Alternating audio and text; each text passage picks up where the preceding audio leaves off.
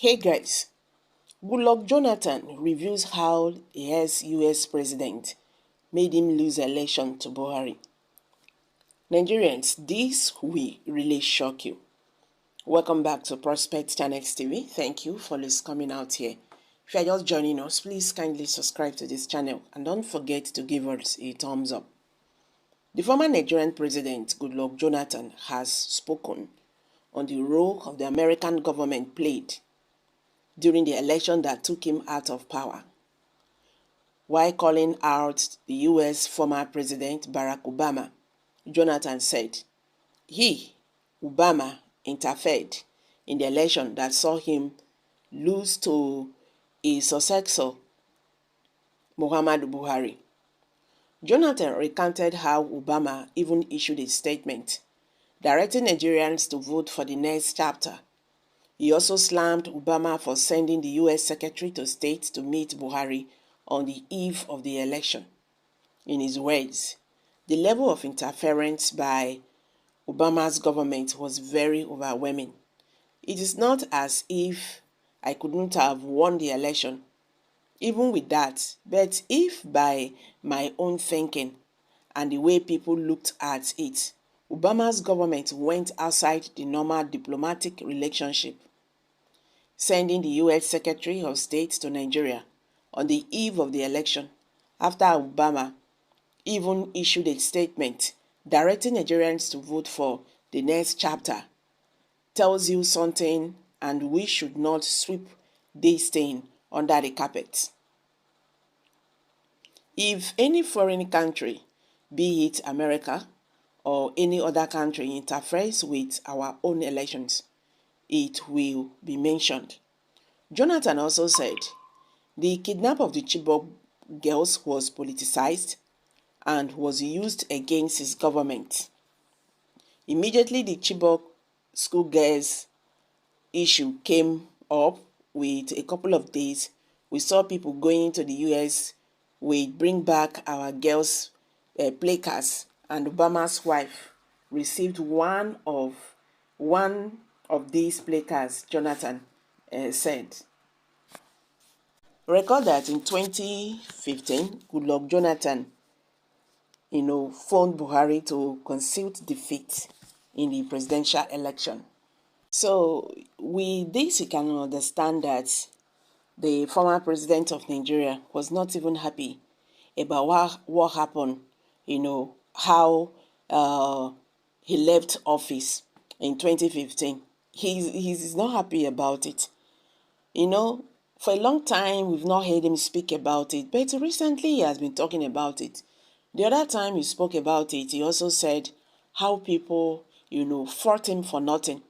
He still mentioned about these Chibok girls and all that they use it, they politicize it.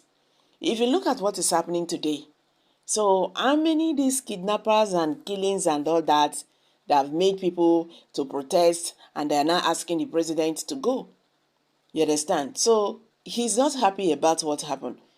For him to say that Obama, the former president of Nigeria, made him to lose election, so that means there is more to what happened during 2015.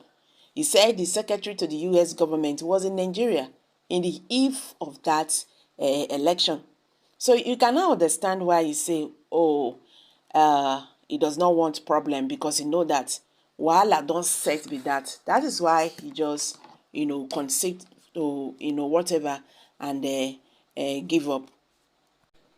In another news headline, the former president of Nigeria, Muhammadu Buhari, reviewed how prominent pastors vigorously campaigned and prayed for him to lose 2015 election. A new book on the former president, Muhammadu Buhari, has reviewed how prominent pastors vigorously campaigned and prayed for him to lose the 2015 election, and progressed from there to pray against him and his government after he won the poll and assumed office as Nigeria's leader. The book, written by Buhari's former special advisor on media and publicity, Femi Adesina, chronicized the hurdles of vigorous rhetoric and hate campaigns which the men of God orchestrated against Buhari and his government right from the time he signified interest in contesting the election. The book records how the former president, Goodluck Jonathan, opened the floodgates of church mobilization against Buhari by visiting and speaking in many churches ahead of the 2015 election so as to win against Buhari, thereby setting the tone for many pastors to use and attack Buhari. Before the 2015 presidential poll, the then President Jonathan went to churches hoping he visited most major congregations, secretly campaigning for votes and generating hatred for the APC candidate. In fact, there is one pastor, Emmanuel, who recorded a widely circulated audio tape describing the APC as a Muslim jihadist party and its candidate a precursor of the Antichrist. Okay, the writer notes, Buhari still won the election, but a disgruntled army had been mobilized against him. Another mass of prejudiced preachers and congregations with scant knowledge of the Lord of the Word of God. They just follow their leaders or questioning not, like the Bereans Christians as mentioned in the Acts of the Apostle in chapter 17. So guys, what's your take on this? Let's hear from you. Kindly share your thoughts below the comment section.